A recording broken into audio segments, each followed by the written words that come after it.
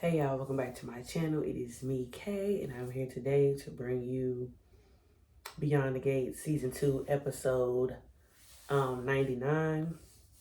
Y'all, and I'm not even gonna lie to you, I was highly frustrated at this episode. And I'm just gonna tell you the truth. Matter of fact, we're gonna start off with Naomi.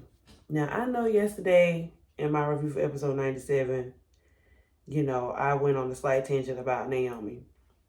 But today may be a continuation of said argument because I just don't understand. I don't understand Naomi. I don't understand Naomi's logic. And I'm trying to understand. I'm trying to be empathetic because I know that whole thing between Danny and Bill really probably did a number on Chelsea and Naomi. But it's just the one way that Naomi sees things. She either sees it her way and what's comfortable for her, or that's it. Now, I can appreciate her going to her mother to ask her for advice because I like those moments that we see that Danny have between her having conversations or like loving mom-daughter moments with Naomi. Same thing with Chelsea. So, as we know, this episode is coming off the back of Jacob being awarded an honor at the police station. And last episode we saw that moment leading up to it, but this episode was actually the actual celebration that Jacob was supposed to attend. And so as we know, we heard Jacob hear some gunfire in the last episode. Jacob heard some gunfire this episode. And so it's apparent to us that Jacob may be suffering with some kind of PTSD. And he can't get that. He said out of his mouth that he can't get that night out of his head. And so I understand that Naomi is like concerned for her husband. But you saying that his career is affecting your marriage, which I understand what you like I understand the premise of what she's trying to say, but she's making it seem like what Jacob does is a problem. Mind you, she also said that she thought that he was just the cute little guy she met at the courthouse who I guess was at the courthouse and he was dang near a bailiff and he did nothing else. She was okay with that. But because he has his own dreams, goals, and aspirations, it's a problem. Because it's not the dreams, goals, and aspirations that she thought, that she envisioned for him. And that's kind of seems like that's where I have a problem with Naomi. Like, if being a detective is not for Jacob, I think that's for Jacob to kind of, determine and figure out, not for her to say. Because if Jacob even came at her one time about her being a lawyer, which being a lawyer can be a dangerous job as well, because you can pick up the case and a case and the verdict can come out the way against the family or not the way others intended. And it's some spiteful people who will go after lawyers. So being a lawyer can be a dangerous job as well. You see people be showing up to build law building anyway. But yeah, I just didn't like that whole conversation she had with Danny. But I'm glad Danny was able to reel her in back into reality and was just like, how would you feel if he was to tell you that he didn't like your career choices or something like that? And she was like, you're right, Mom. Thank you for just being a listening ear. And even when she said that to Danny, I just didn't feel like that was sincere. But that's just me, y'all. That's just me. Now, I'm not saying that Naomi doesn't have every right to be concerned about Jacob. I'm actually glad we are seeing some concern for Jacob, because any other time it looked like if things don't go according to Naomi, she ready to just end her marriage. She dang near sound like she was ready to end her marriage yesterday. But Jacob, we saw for a couple of episodes how Derek's passing affected Ashley. And so it's even been said in this episode that Naomi hasn't really spent time with Jacob, that she's been spending the majority of her time with Ashley. And so Jacob kind of seems like he's been going through it by himself. He's either been by himself or he's been at work. And so Naomi is not really in the loop, like, with what's going on with Jacob in terms, like, of him hearing, him going through his extreme survivor's remorse and the PTSD from him hearing gunshots. There was one moment during the ceremony, and he heard gunfire again, and he just like zoned out. And then after that, everybody was socializing, like all the close friends and family were there. Everybody was socializing. Jacob was like, I'm leaving. Naomi was like, well, the party's for you. He was like, I don't care, I'm leaving. I don't want to be here. And so, she figured something was wrong. And he even told her, you don't worry about it, I'm going to just go to Uptown. And then she was just like, okay, well, I'm coming. I'll just, let somebody else know we're leaving. And so she told Danny. And so Danny was covering for them.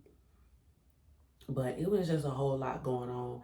And then, of course, Jacob's mama was doing too much, because we know that Jacob's mom, Miss Darlene, we know that she loves her sons. But it's just a whole lot of commotion going on. This is off the back of, Isaiah and Elon not getting along. It's coming off the back of Darlene and Eva having like a rocky start. Then Leslie shows up, and of course Leslie always stirs the pot. And then, of course, them not knowing what's going on with Jacob. And Naomi is there. There was a moment before the ceremony even started where Isaiah sat down with his mom and just dang near told her flat out, Eva is my woman. You're going to respect her. You've been rude to her. She's coming around. And if you act any kind of other way, I won't be around. And I feel like, Isaiah had to do this because we already know that Isaiah doesn't have a good relationship with his father. So at this point, Isaiah is just dang near willing to cut all his family off if they don't support him. You know what I mean? And he already feels kind of like abandoned and let go by one parent. So if one parent is showing their disapproval for his significant other, and he told his mother that he loves Eva and they have deep feelings for each other, oh yeah, anything she say, and she go against what he feel, he gone. So there was a moment where Darlene wanted to take a picture of just her and Jacob. Just her, Jacob, and Isaiah. And so she had Elon taking a photo of it. And eventually, Eva does show up to the police station. Eva shows up to the police station. She's like, oh, we need to have a group photo. And so she gets Eva to take a picture of the whole family. Then Isaiah was like, Eva, you can get in a couple of these pictures. And he rearranged, first of all, Isaiah rearranged the photo, he himself in the photo. At first, it was just him, his mama, and Jacob. Then when it was him, his mama, Jacob, and his daddy, he switched sides because he did not want to be standing beside his daddy in the photo. And then in the other photo, when Eva was in the photo, he rearranged himself and stopped standing beside his mama and put Eva beside his mama, and then he was on the other side of Eva. And Jacob's mama so fake. That lady was about to delete the photo with Eva in it. She really don't like Eva, but apparently this is a pattern with Darlene because Naomi said she went through the same thing. And so I was glad to be able to see that little bonding of a moment that Naomi had with Eva on the side, because Darlene had asked Eva to set up the table because she bought this cake that she swear out was Jacob's favorite cake. And so she bought this cake or whatever.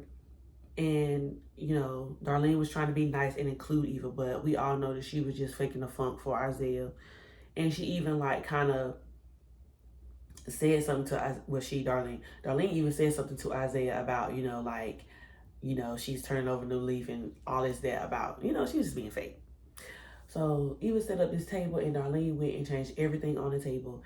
And Naomi was like, she's changing everything on the table you set up, isn't she? And she was like, yes. And then Naomi told Eva, she was like, don't feel bad. She should treat me the same exact way. And I was like, okay, so Darlene, you have a pattern. You just don't want nobody to be with your sons. And it's just that thing with mothers and their sons. You know, they just overly protective of their sons. And then once the woman is around long enough, she get used to it and they become friendly. And it don't seem like Darlene got the best relationship with Danny. Lord, Dana is Leslie. She don't have the best relationship with Danny because when Danny spoke to Darlene, it seemed like there was a little bit of there. And so I'm just like, okay, so the way she treating Leslie, not only does Leslie have a rep in the community, but she just don't think nobody's daughter is good enough for her sons.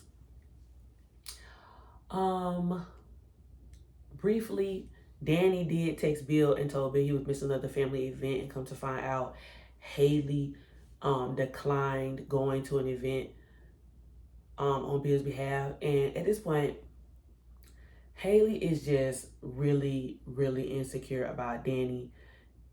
She thinks that Danny still wants Bill. And at one point, you know, I wouldn't blame her. But at the same time, they may have kids with this lady. And I'm sure that Bill wanted to be there. But then she kind of conned her way out of it. Like, Haley was just lying and conning this whole episode. And I can't wait until she get busted. Because I'm tired of her and her shenanigans. It was one time when Bill touched her and his hands were shaking. His hand probably was trembling a little bit, and she jumped. And then she lied and said she thought she saw somebody coming and she didn't want to be fresh from the public. Then she lied to him about the whole thing with Naomi, even though she has even quote unquote pushed Bill to be with Naomi or to spend time with Naomi and Chelsea or whatever like that. But now, because, you know, this whole situation is going on with Jacob, she don't want him showing up to a family function talking about stuff. You had to rest and you were stressed out and you was tired and you needed a break and you had a lot going on. Everybody there in the family got a lot going on. Haley is just jealous of the Duprees, and she don't want her husband to be around the Duprees because she knows her husband wants to be a Dupree real bad.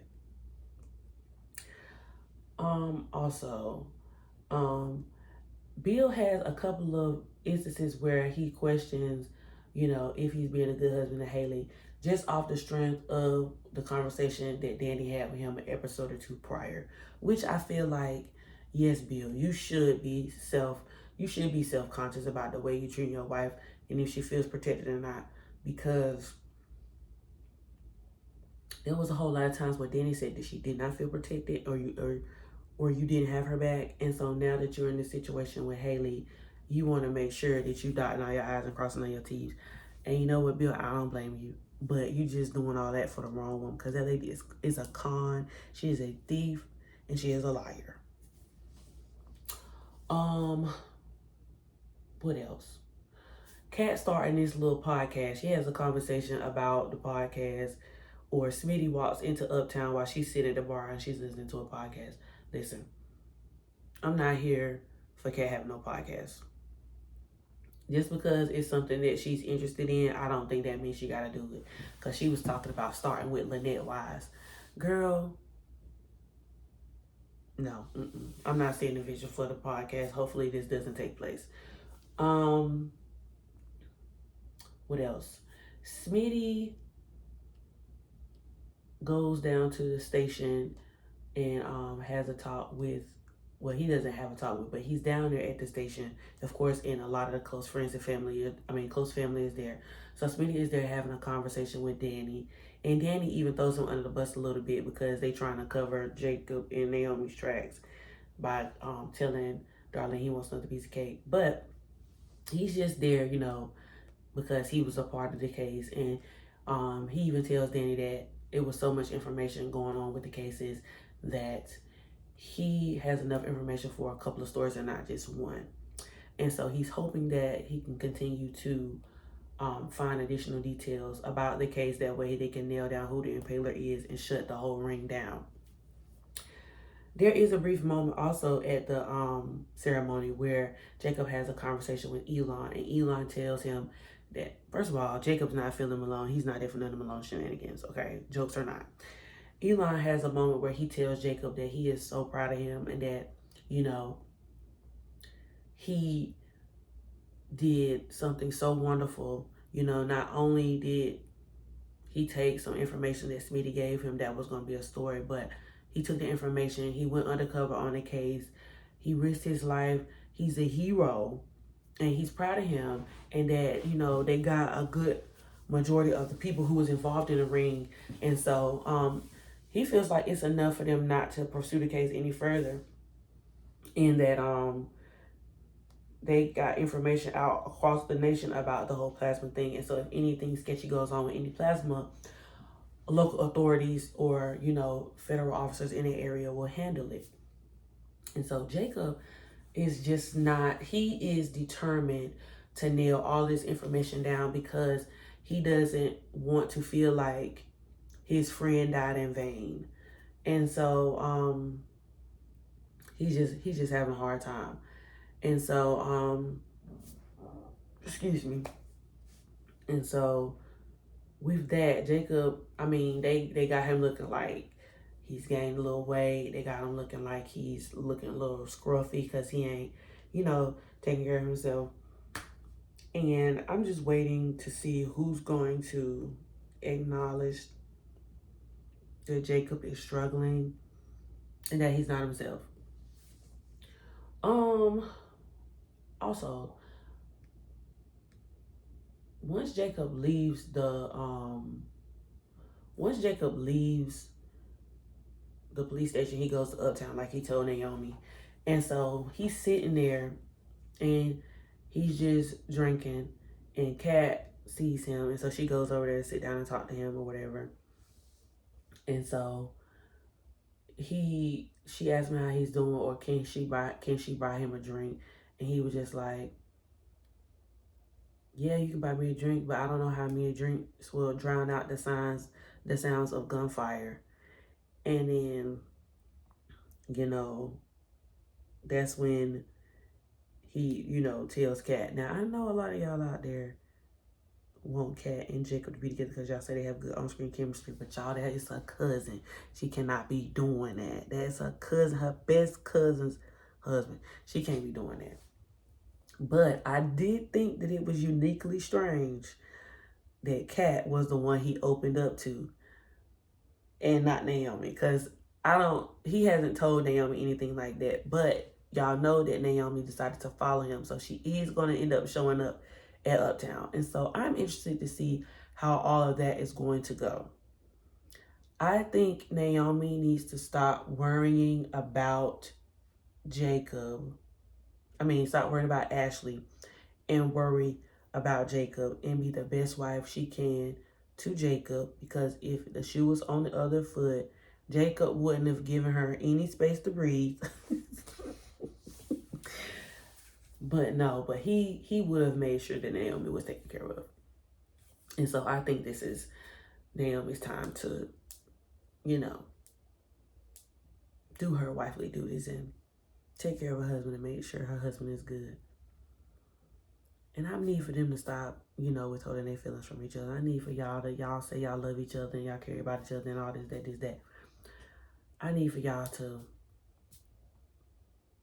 be there for one another and love on each other and be like husband and wife, because it's giving y'all just like the hunch